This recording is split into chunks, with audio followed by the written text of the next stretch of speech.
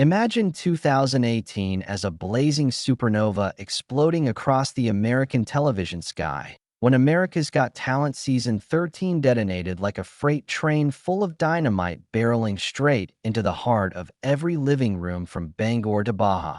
And at the exact epicenter of that cosmic collision stood a 13-year-old wisp of a girl from a speck-on-the-map village called Heselden in County Durham, England. A place so small the postal service probably delivers mail by catapult, a village where sheep outnumber dreams, and the biggest event of the year is the annual Turnip Festival.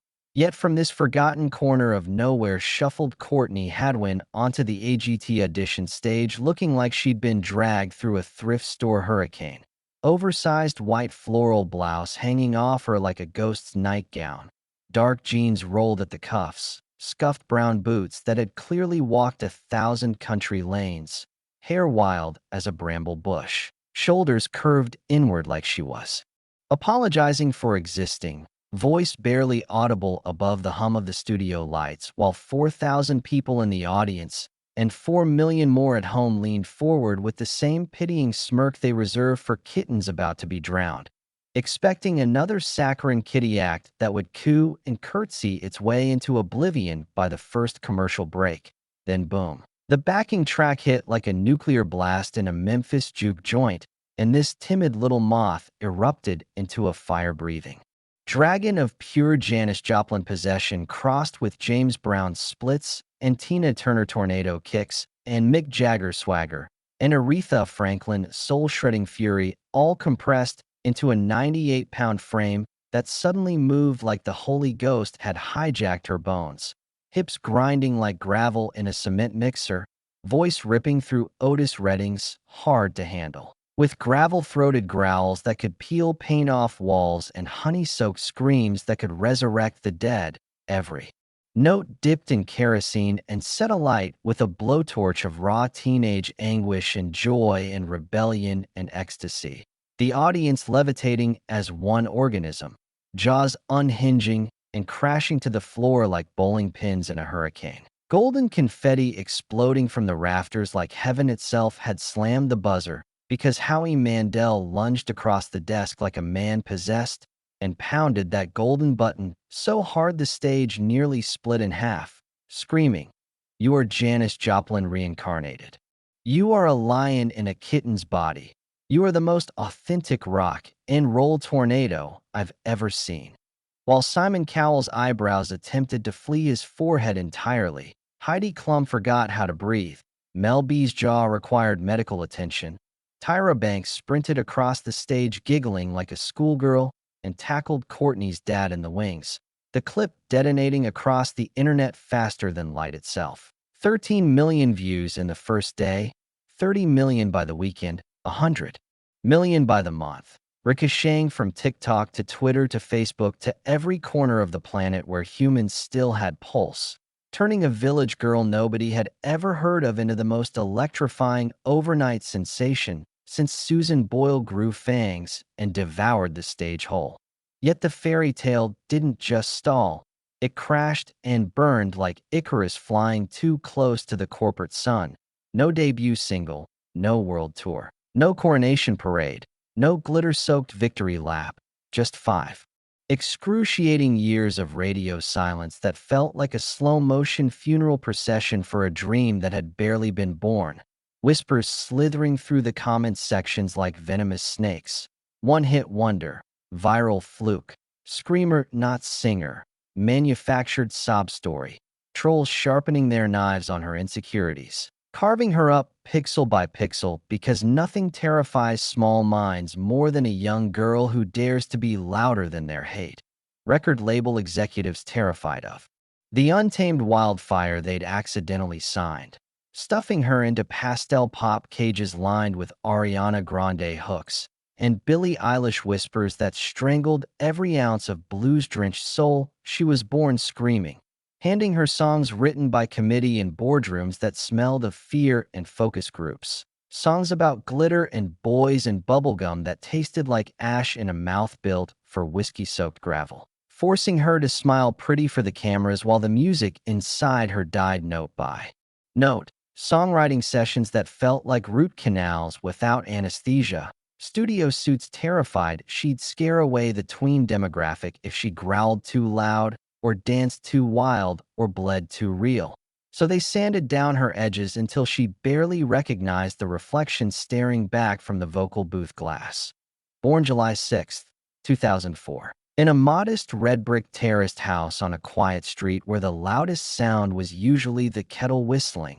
No silver spoon lineage, no famous parents, no trust. Fun piano lessons. Just Paul Hadwin the mechanic and Anne-Marie the school secretary watching their eldest daughter grab hairbrushes and TV remotes and pretend they were microphones while the family dog howled backup, and siblings Melissa and Paul Jr. clapped like it was the Royal Albert Hall, turning the sitting room into a three-chord juke joint every time a song crackled through the radio. Grandparents wiping tears because this kid wasn't performing, she was hemorrhaging rhythm straight from her marrow. Neighbors peeking through curtains because the walls couldn't contain the earthquake happening inside a 4-year-old's ribcage. By 5, she'd hijacked every family gathering into impromptu concerts. By 7, she'd turned Heselden Primary School lunch breaks into open mic chaos, voice slicing through playground screams like a switchblade through butter. Teachers dragging her to every assembly because one note from Courtney could hush 1,000 hyperactive kids into stunned reverence. The headmaster joking that detention was pointless because the whole school would riot if they couldn't hear her sing. Then Shotton Hall Academy, where choir directors fought over her like she was the second coming of Etta James. Mentors shoving her into Shotton Hall Theater School, where she learned to weld voice to movement until every hip shake was a syllable and every scream was choreography. Then Kate Sir's master classes where pitch and scale and breath control were beaten into her like a blacksmith forging Excalibur. Finally, Jules Miles's vocal boot camp, where she learned to weaponize every crack and growl and cry until her voice could flay souls at 50 paces. At 10, she was already too big for village fates yet too young for the real machine. So she devoured every village hall stage, every church talent night, every pub open mic like a starving wolf building muscle one tiny crowd at a time. Feedback from drunk farmers and proud grannies forging armor stronger than steel. 2015 Teen Star UK swallowed her whole and spat her out crowned Best Performer of the Year by Hartlepool. Not the plastic trophy, but the roar of 2,000 strangers finally matching the roar that had been screaming inside her skull since birth. 2 years later, The Voice Kids UK blind auditioned her into Danny Jones's team with Nutbush City Limits. That made will.i.am spin so fast his chair filed for divorce. Battling through Martha and the Vandellas and James Brown until the finals where she unleashed Dreamgirls. And I am telling you I'm not going. With so much ache the cameras fogged up and grown men in the control room wept into their headsets. Runner-up to Jess Folly, but winner in every heart that understood what it feels like to be 13 and bleeding thunder. Then the leap across the Atlantic clutching nothing but a battered suitcase and a hurricane trapped in her ribcage, landing in LA where the air tasted like destiny and hotel mirrors became rehearsal halls. Dad Paul gripping one hand like a lifeline, Coach Jules the other like an anchor, walking into that audition coliseum, while 4,000 strangers sized up the shy British mouse and prepared for disappointment. Until the lights hit, the beat dropped, and the mouse became a lioness that shredded Otis Redding into golden confetti and swallowed the stage whole. Golden buzzer raining like Judgment Day, Tyra Banks squealing, Simon Cowell speechless for the first time since his first million. The clip exploding to 200 million views and still climbing. Ellen booking her, Jimmy Fallon begging, Psycho and Arista dangling contracts dripping in zeros like forbidden fruit from a poisoned tree. Quarterfinals, she resurrected James Brown's Papa's Got a Brand New Bag until the Dolby Theater shook like 1968.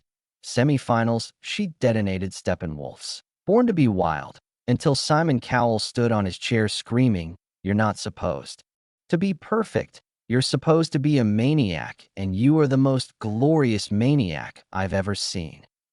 Finals, she unleashed Tina Turner's River Deep Mountain High until the audience formed a mosh pit in evening gowns. Sixth place, but first in every soul that understood greatness isn't measured by trophies, but by how many hearts you rip out and hand back still beating.